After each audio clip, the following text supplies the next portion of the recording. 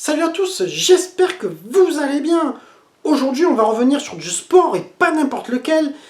La Dreamcast m'a donné envie de rejouer à des jeux de tennis avec ce titre-là, le Virtua Tennis, justement, dans sa belle boîte plastique pourrie qui se casse en 2-2. Et on se retrouve juste après le générique.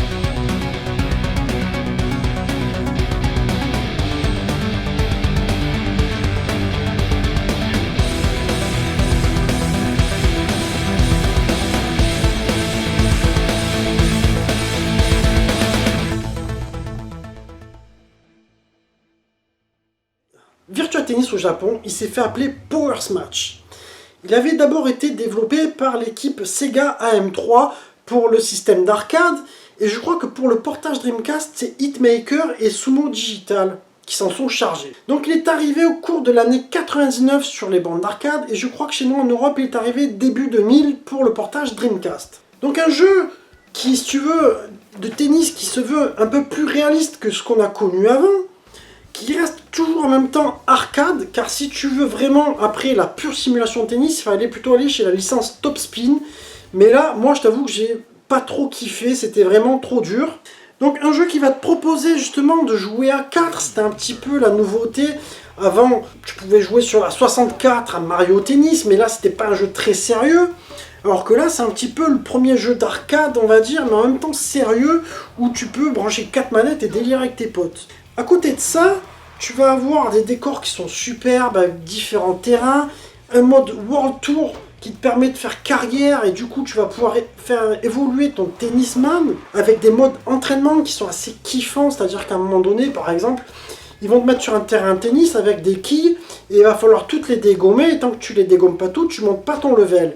Et puis il y a plein d'autres petits trucs d'entraînement, comme un qui est super addictif aussi. À un moment donné, tu as une espèce de cible en fait, qui est du côté adversaire du terrain, et en fait si tu arrives à renvoyer les balles au centre de cette cible, tu fais genre 500 points, et à un moment donné il faut que tu accumules les points pour gagner l'épreuve. Et du coup, à chaque fois que tu gagnes en fait dans ce jeu, tu vas gagner des dollars et tu vas pouvoir acheter de nouvelles tenues, débloquer des joueurs, etc., etc. Donc un jeu qui est vraiment très complet. Et à côté de ça, si tu veux, tu peux aussi te permettre de faire que de l'exhibition.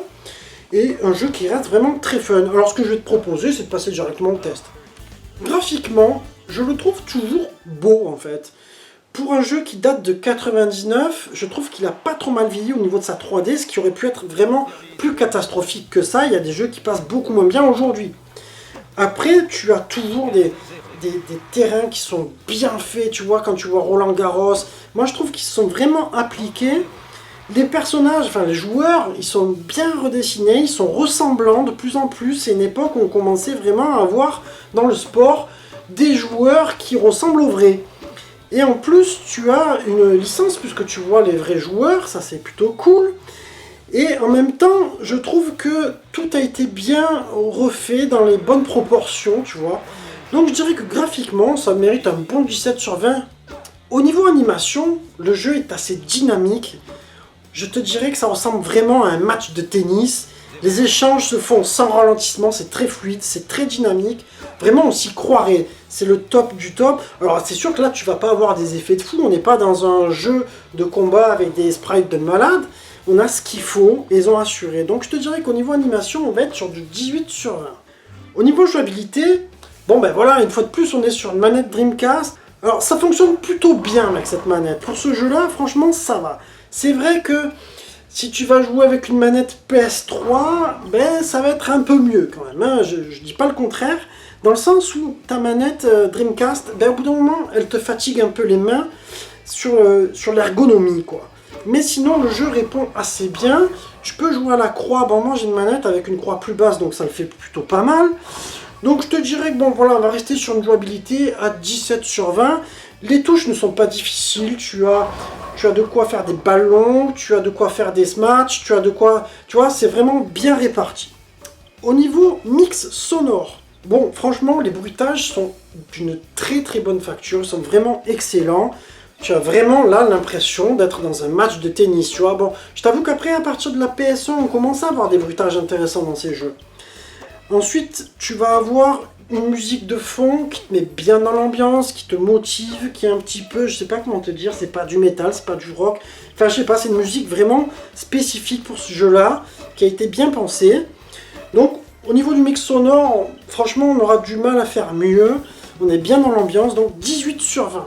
Pour la durée de vie, ben c'est un jeu, si tu le kiffes, moi à l'époque, je l'ai pas fini, hein, mais il te prend un temps fou, hein, si tu vas aller en mode carrière. Franchement, ça devient de plus en plus dur après de passer les levels. Moi, j'y ai passé, je sais pas combien d'heures, mais un gros paquet d'heures, et je l'ai pas encore fini. Vous le verrez d'ailleurs dans la capture, parce que c'est ma memory card, enfin ma visual memory card de l'époque, hein. Et donc, à côté de ça, ce qu'il y a de bien, c'est que tu as aussi le mode 4 joueurs, et avec les potes, on s'était régalé de ouf, on avait passé un temps de dingue là-dessus. Donc je te dirais que si tu kiffes, tu vas toujours y rejouer de temps en temps. Après, peut-être si tu as le 2, tu préféreras. Après, je sais qu'il y en a eu d'autres sur les PlayStation, mais là, c'est parce qu'on parle Dreamcast. Donc on sera sur un 17 sur 20 pour la durée de vie. En verdict, ben, j'arrive sur une bonne note, plutôt très bonne même, de 17,5 sur 20. Ben pour moi, c'était un jeu qui était vraiment une bombe à sa sortie et qui m'a refait kiffer les jeux de tennis, je t'assure.